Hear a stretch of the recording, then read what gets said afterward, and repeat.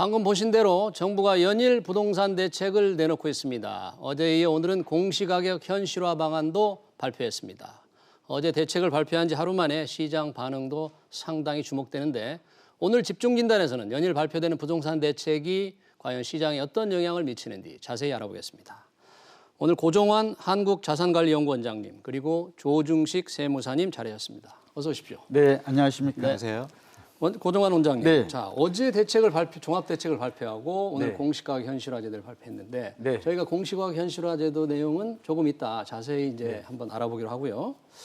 하루밖에 안 됐는데 시장의 반응이랄까 평가랄까 네. 할 수 있겠습니까? 좀 이른감이 있는데 어떻습니까? 아니 벌써 좀 나타나고 있습니다. 네, 어떻게 아무래도 나타나고 이제 있습니까? 12, 16 대책 내용이 좀 메가톤급이었잖아요. 네. 예, 초고강도 규제 정책이 되었기 때문에 시장의 반응도 그만큼 빠를 수밖에 없는데요. 네, 네. 우선 그 공인중개사 이제 사무실 중개업소죠. 네. 사무실에 보면 전화가 많이 빗발쳤다고 합니다. 공인중개사 사무실에? 그러니까 네, 특히 강남이나 재건축 이러한 그 중개를 하는 곳에는 과연 집을 파는 게 좋은가, 네. 아니면 보유하는 게 좋은가, 네, 또 이렇게 네. 공인중개사의 의견 전문가니까요. 네, 의견을 네. 묻는 전화가 몹시 많았다고 그러고요. 네, 네. 그리고 심지어는 지금 매매 계약을 해제하는 것이죠. 이런 사례도 지금 나타나고 있습니다. 벌써 하루 만에 매매 계약을 대출 해제한다. 규제 때문에 그런 것 같습니다. 아, 그러니까 돈을 대출을 못 받으니까. 네, 그러니까 계약은 했는데 네. 대출을 받아서 잔금을 충당하려고 했는데 이 대출이 막히게 되면 결국은 잔금을 치를 수 없기 때문에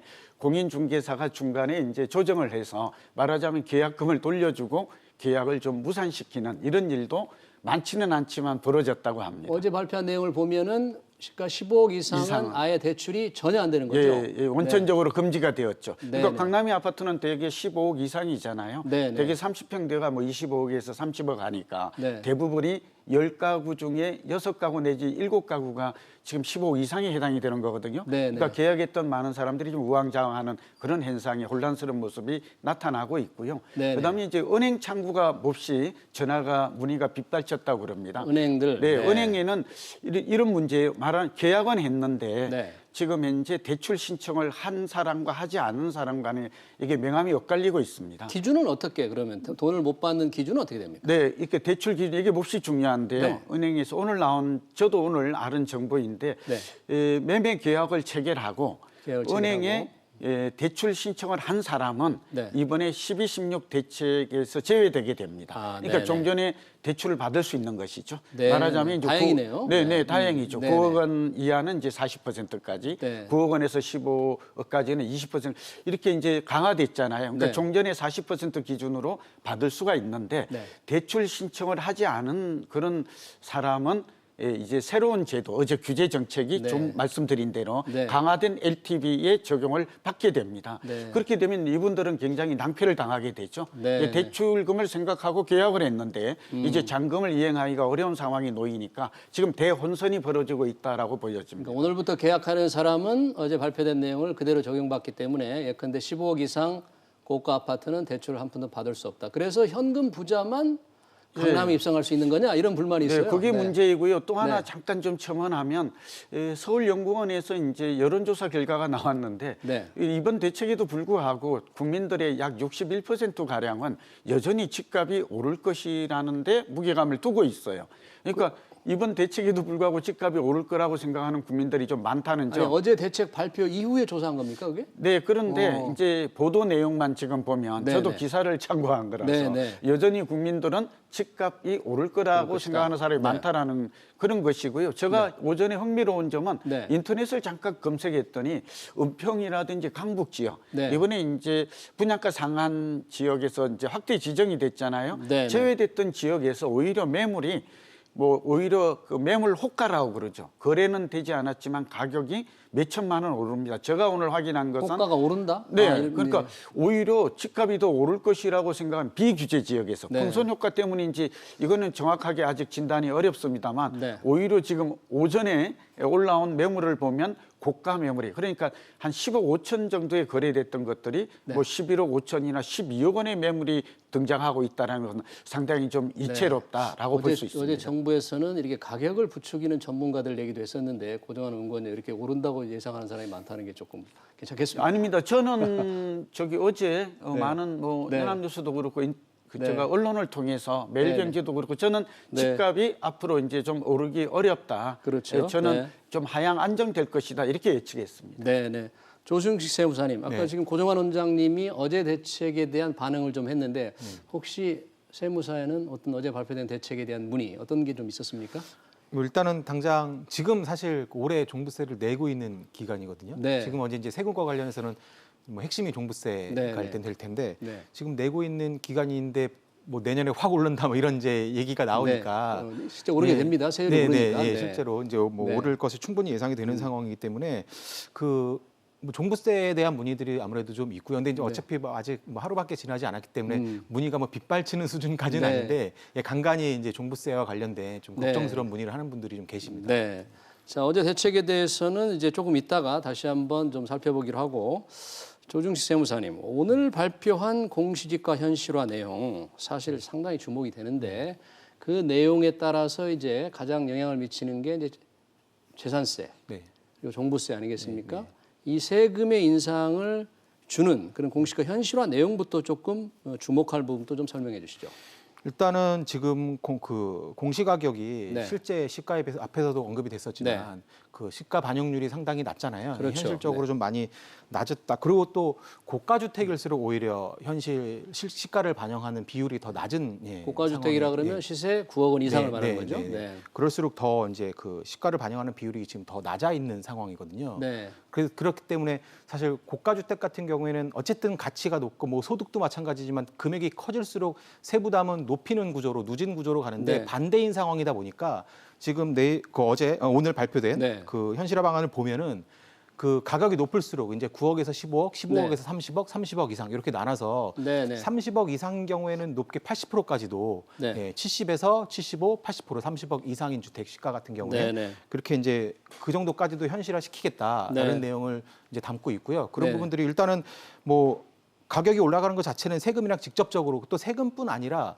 이 세금도 세금이지만 건강보험료에도 지역가입자들 같은 경우에 건강보험료에도 지역가입자에. 영향을 주고 그거 말고도 네, 상당히 이 우리 이제 재산에 미치는 영향이 상당히 크기 때문에 그 부분이 뭐 일단은 가장 중요한 핵심 네, 포인트일 네. 것 같습니다. 고정환 원장님, 지금 네. 이제 현실화율을 70%, 15억까지는 그리고 30억까지는 75%, 80%로 했는데 네. 지금의 현실화율과 이제 앞으로 올라가는 현실화의 차이에 대해서 조금 설명해 주시죠. 어느 네. 정도로 무거워질까? 네, 그러니까 네. 세금 부담은 제가 볼 때 이제 꽤 무거워질 것 같아요.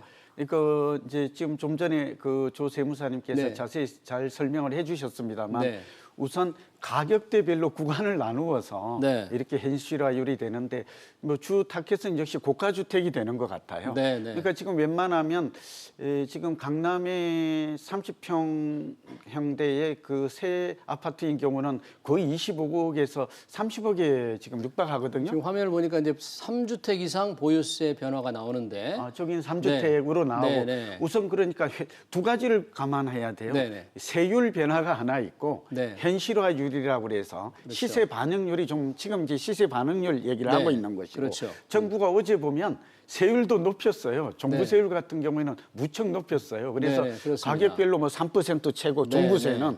그다음에 뭐 조정 대상 지역 2주택 이상이나 3주택은 4%까지 높였거든요. 네, 네. 그러니까 여기 이대로 나오네요. 4%, 네, 94억 초과. 이렇게 되면 이게 지금 실감이 안 나실 수 있는데 올해 강남에 종부세 그 통지서를 받은 분들이 전부 다 경악하고 이러는 게 네. 거의 45% 내지 50% 가량 세부담이 늘었다는 거잖아요. 종부세가, 근데 네. 이제 현실화율도 높아지고 네. 이제 그다음에 이 세율도 높아지게 되면 정말 내년 이후에는 몇 년간 아야 소리가 날 것 네, 같아요. 네, 네. 사람들이 뭐라고 그러냐 그러면 지금까지는 전문가들도 좀 얘기를 잘못하고 있는 게 종부세 올라봤자 집값 오른 거에 비하면 세 발에 피거든.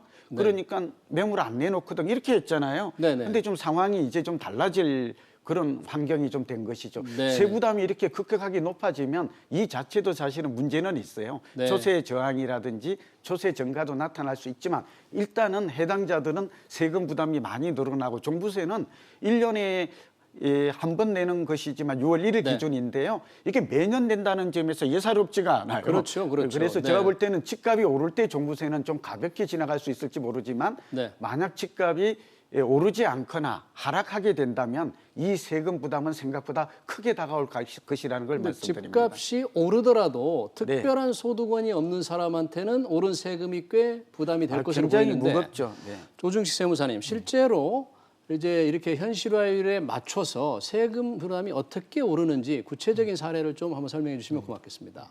네. 네, 일단은 그 주택 뭐 1주택으로 가정을 하고요. 1주택으로. 네, 네. 1주택 가정하고 그 시뮬레이션을 좀 네, 한 네. 내용을 좀 보면요. 네, 네. 그 이제 나오네요. 네, 네. 네, 네. 한번 네, 사례를 화면에 들어서 있는 걸로 한번 네. 볼까요? 서초구의 84제곱미터 1주택자죠? 네, 1주택으로 일단은 가정을 했습니다. 네. 현재 시세가 이제 올라서 34억이 된 거죠. 과거에는 이거보다 낮았겠지만, 그리고 공시가격이 이제 올해 19년에는 19억이었는데 네. 이게 이제 내년에 그 지금 올해 현실화 오늘 발표된 내용에 따르면 한 27억까지도 이 주택 같은 경우 오를 걸로 예상이 되거든요. 현실화율로 네, 한다면 네, 27억. 그래서 이제 27억으로 올라간다면 또 말씀하신 대로 세율도 지금 개정이 되지 않았습니까? 네, 세율도 인상이 됐고, 내년부터 오르게 됩니다. 네, 세율이. 거기에 네. 공정시장 가액 비율도 원래 예정에 따라서 5% 포인트 또 네. 올라가고 하다 보니까 그 이제 원래 산출된 금액 19년에는 한 958만 원 정도 되던 게 네. 20년에는 2,400만 원으로 사실 엄청나게 늘어나는 몇 배가 오르는 거예요? 네, 그런데 사실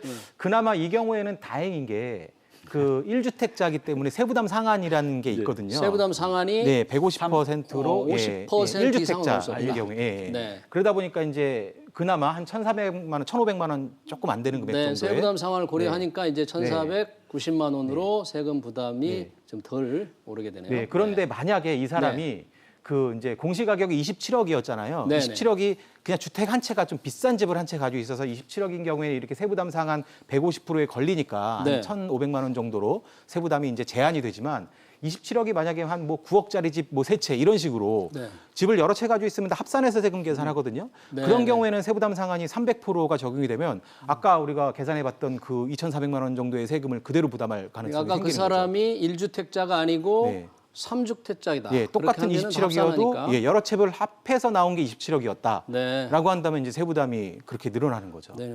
어떤 보도를 보니까 고종환 원장님, 네. 뭐 종부세가 뭐 1억 가까이 되는 집도 있을 수 있다 그러던데 그게 가능합니까? 가능하죠. 어떻게 되는 게? 네. 아니 가격이 이제 아까 네. 조 세무사님 잘 말씀하신 대로 3주택 이상, 조정 대상 지역의 2주택 이상은 종부세 비율이 4%거든요. 네, 네. 그러니까 이거 어마어마한 거죠. 네, 네. 그러니까 집값이나든지 여러 채의 주택 가격이 굉장히 많으면 네. 그 정도 가능할 것 같고요. 네. 이게 흥미로운 점은 네. 많은 뭐 10억이든 100억이든 이렇게 100억 정도 이렇게 되면 94억이 넘어가니까 말이죠. 이렇게 되는 것들은 잘못하면 한 30년 정도 지나면 집값이 오르지 않으면 집값이 깡통주택으로 바뀝니다. 그러니까 말하자면 세금만 내다 보면 집값만큼 바뀌는 이런 극단적인 사례도 물론 그럴 가능성은 그 전에 높지는 팔아야 않지만 되겠죠. 네. 그런 문제가 발생해서 이번에 어쨌든 정부의 대책은 고가주택과 특히 9억 원 이제 제가 직격탄을 받은 것은 15억 원 이상이고요. 15억 원 이상. 2주택 이상의 다주택, 특히 3주택자는 직격탄을 맞았다. 말 그대로 세금 폭탄이 맞을 준비를 해야 한다는 것을 정부가 미리 예고하고 있습니다. 그러니까 9억 원 이상의 고가주택 또는 다주택자들은 네. 세금 내기 힘들면 집을 팔아라. 네. 팔지 않으면 각오해라. 뭐 이런 거겠네요. 네, 근데 앵커님 여기서 네. 한 가지 좀 짚고 넘어갈게. 네, 제가 네. 뭐 집을 가진 자들을 두둔하는 건 아니고요. 네, 네. 이 9억 원이라는 게 이제 현실성이 낮아요. 우리가 오늘 지금 뭐 조세 지금 공시 가격에 고가주택의 기준으로 9억 네, 원이 9억 원이 왜 그런가 하면 언제 서울 결정이 됐었죠, 이게? 꽤 그게 오래된 견지가 거죠? 오래됐죠. 네, 근데 네. 그동안 집값이 올라서 네. 단적인 예를 하나 들면 서울의 한 채당 아파트의 평균 가격이 8억 8천만 원이라는 통계가 있습니다. 서울에, 네. 예, 평균 가격이 8억 8천인데 9억이 고가주택이라는 것은 현실과 좀 안 맞고요. 네. 예, 제가 보기에는 오히려 이번에 정한 15억 원이 맞는 것 같아요. 네, 갑자기 지금 15억 원이 등장을 해서 네. 이게 대출 규제 LTV 그러니까 주택담보 인정 비율을 정하면서 나왔잖아요. 네. 그러니까 15억 원 이상이 되어야 적어도 고가 주택으로 이렇게 말할 수 있지 않나 싶고요. 네, 네. 적어도 강남 같은 경우는 이제 30억 정도가 되어야 네. 말 그대로 초고가 주택, 부자 주택으로 말할 수 있는 시대가 되었습니다. 그러니까 부동산 부자들의 기준을 경제 성장이나 이런 데 물가 상승에 맞춰서 조금 더 올릴 필요가 있다. 예, 집값 수준을 고려해야죠, 집값 현실적으로. 수준이 계속 올라오기 때문에 네. 예전에 그 9억은 초고가 주택이라고 말하기 어렵다. 예, 이런 건가요? 과거에는 그렇게 됐었어요. 네, 뭐 네, 6억 원에서 또 9억 원 올랐는데 네. 지금은 현실성이 낮아 보입니다. 네네. 조중식 세무사님, 오늘 발표한 공시가격 현실화 중에서 다주택자는 그렇고 9억 원이 안 되는 이하의 사람들에게는 세금 부담이 어떻게 되나요? 일단은 뭐 상대적으로 공시가 인상률이 좀 네. 뭐 고가 주택보다는 좀 이제 낮아지겠죠. 그리고 실제로 9억 원 이하의 주택 제가 이제 실제 계산해 보니까 한 공시 가격이 한 10억 정도. 네. 1주택자 10억 네. 정도 되는 공시 가격. 뭐 그래도 그 정도 되면 또 시가로 따지면 뭐한 14, 15억 될 수도 있거든요. 네. 예, 어쨌든 공시 가격 기준으로 10억 정도 되는 그런 그 주택을 한 채 가진 분들 같은 경우에는 기존에 뭐 한 200만 원 뭐 전후 세금을 부담했을 거로 예상이 되는데 네. 보유세가.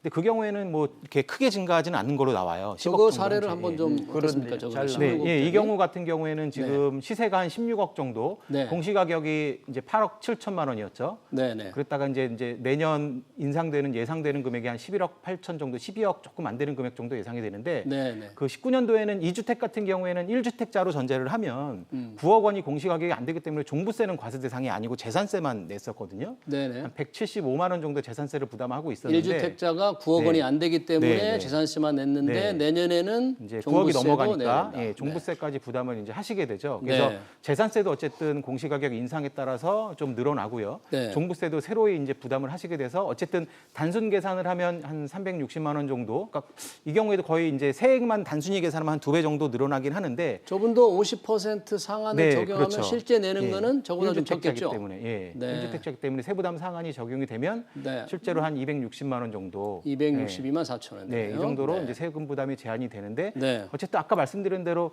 뭐 이 경우에도 집이 뭐 똑같은 11억 8천만 원이지만 한 네. 두 채, 세 채 있어서 합한 금액이 그 정도 된다라고 한다면 세부담은 더 크게 네. 드러나겠죠. 네네. 조중식 세무사님. 지금 가격이 그래도 굉장히 많이 오르는데 네. 이제 고객들한테 컨설팅을 해야 되잖아요. 네. 1주택자, 2주택자, 3주택자. 어떻게 컨설팅을 하시겠습니까, 앞으로?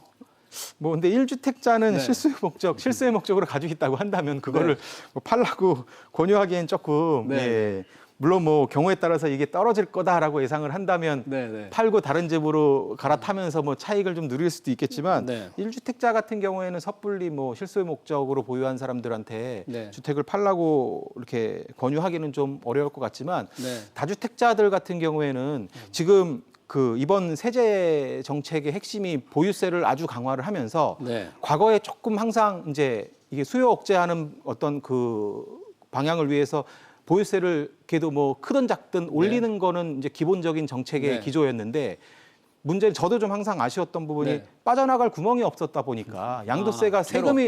세금이 너무 팔라고 하니 세금 너무 비싸서 이거 어떻게 파냐 그래서 자꾸 증여하고 이런 식으로 매물이 시장에 안 나오는 부분이 있었는데 네. 이번에는 어쨌든 양도세를 한시적으로나마 이제 낮춰주는 조치가 취해졌잖아요. 근데 원장님 지금 네. 말씀하신 대로 퇴로를 위해서 어제 발표한 대주택 중에서는 다주택자의 장기 보유 10년 이상 보유한 주택의 경우에만 퇴로를 열어줬는데 네. 퇴로치고는 좀 좁지 않아요? 어떻게 예, 좀 생각하십니까? 좁은 편이죠. 네. 예, 저도 국토부도 그렇고 네. 또 언론을 통해서 여러 가지 한시적으로 양도세 중과 조치는 좀 감면해 달라 네. 뭐 이렇게 했는데 정부가 다행히 그나마 어제 정책 중에 저는 주목할 만하고 네. 좀 칭찬할 만하고 아, 긍정적인 평가는 다주택자 분들이 퇴로를 좀 열어주었다, 숨통을 네. 좀 터주었다라는 점에서는 네. 상당히 좀 칭찬할 만한 긍정적으로 평가하고요. 네. 다만 그 조정 대상 지역에서 10년 이상 보유, 10년 이상 10년 이상 되고. 보유한 사람이 팔 때 그것도 네. 내년 6월 말까지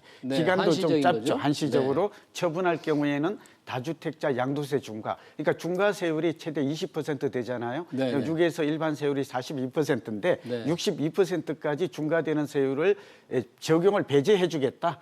그런데다가 이제 장기 보유 특별 공제까지 행해 주겠다. 이런 네, 두 가지 당근을 준 거거든요. 네, 그러니까 네. 이제 결론은 제가 볼 때 이 질문 오늘 또 지금 뭐 굉장히 많이 받는데 네. 제가 볼 때는 개인적으로 조정 대상 지역이 한 39군데가 됩니다. 서울은 네, 네. 전역에 해당이 되고 수도권도 거의 대부분 중요 도시는 해당이 되는데요. 네, 네. 그러다 보니까 여기에 집을 2채 이상 가진 분들은 네, 이 네. 양도세 중과 혜택을, 그러니까 절세 매물이 어느 정도는 나올 것 같아요. 네, 네. 그렇게 나오면 지금 매물 잠김, 매물 부족 때문에 우리가 집값이 오른 이유가 되잖아요. 공급 네, 네. 부족에다가 네, 그런 네. 현상은 다소 완화되면서 네. 집을 파는 사람이 얼마나 나오느냐에 따라서 시장의 향방은 좀 결정될 것으로 이렇게 보입니다. 그 정부가 다만 열어준- 네, 네, 네, 말씀하신 말씀하시죠. 대로 네. 조금 정부가 좀 넓게 통 크게 좀 퇴로를 좀 열어주었다면 네. 저 같은 전문가도 확실하게 네. 집값은 안정이 될 것입니다. 네. 이제 매물이 나올 것이고 이렇게 예측할 텐데 네. 이번에도 역시 좀 그 경우의 수를 좀 좁혔다는 점에서 좀 아쉬움이 있습니다. 네, 네. 사실 퇴로를 조금 열어준 것은 괜찮지만 조금 부족하다는 그런 느낌인데 역시 세금이 제일 사실 투자자들한테는 무겁잖아요. 네. 그 퇴로를 열어줬을 때 그 정도 세금은 감내할 만하니까 좀 팔아야 되겠다. 이런 사람들이 우리 세무사님도 좀 많아질 것으로 봅니까? 뭐 어쨌든 있겠죠. 전보다는 네. 있을 텐데 좀 제한적일 수밖에 네. 없다는 생각이 드는 게 일단 그 어쨌든 비싼 집을 가지고 있으면 우리 살펴본 대로 보유세가 늘어나고 집을 가지고 있는 것에 대한 부담이 커지기 때문에 네. 뭐 이렇게 세금이 올라가는데 상대적으로 양도세는 줄여주니까 이때 네. 팔아야겠다라고 생각을 할 수도 있지만 고가주택 같은 경우에는 대출이 막혀버려서 네. 나와도 사기 힘들 수 있어요. 그러니까 팔고 싶은데 비싸- 살 사람이 없을 수 있겠죠. 그런 네. 문제가 있기 때문에 네.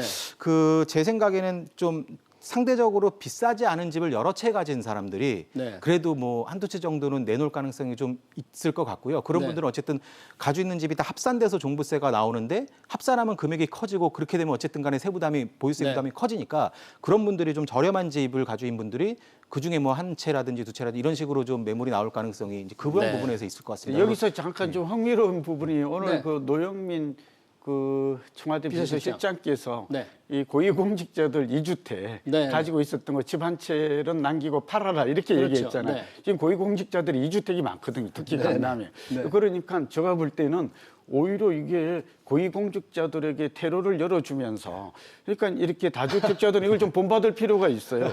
그러니까 부동산 경기도 지금 저는 고점에 와 있고 변곡점. 내년부터는 좀 안정 국면으로 전환될 것이다. 네. 그래서 사실은 정부 정책만 제대로 나왔으면 진작에 올해 내에 집값이 잡혔어요. 네. 근데 이렇게 불필요하고 규제 위주 정책이 나오니까 자꾸 이제 공급이 특히 분양가 상한제가 이제 이런 부분 역근형이 극대화된 거잖아요. 네, 그러니까 네. 결국 공급이 없으니까 30, 40대 젊은이들이 이제 공급이 없네. 그러다가 나는 네. 영원히 이 집 없는 거지가 되는 거 아닌가. 네. 이런 불안감 때문에 집을 산 거거든요. 네. 예, 그런 점을 좀 감안하면 이번에 뭐 이거는 우스갯소리일 수도 있습니다만 이 청와대가 이제 고위공직자들에 대해서 퇴로를 집을 열어주고. 팔아라. 네. 예, 퇴로까지 열어주고 네. 아마 이게 고점이 될 가능성도 이제 지나놓고 보면 몹시 흥미로운 그런 그 현상을 좀 발견하게 네네. 됩니다. 이번 대책의 결과로 청와대의 지침으로 정부 고위공직자들은 팔 수 있게 된 그런 찬스가 팔을 있다.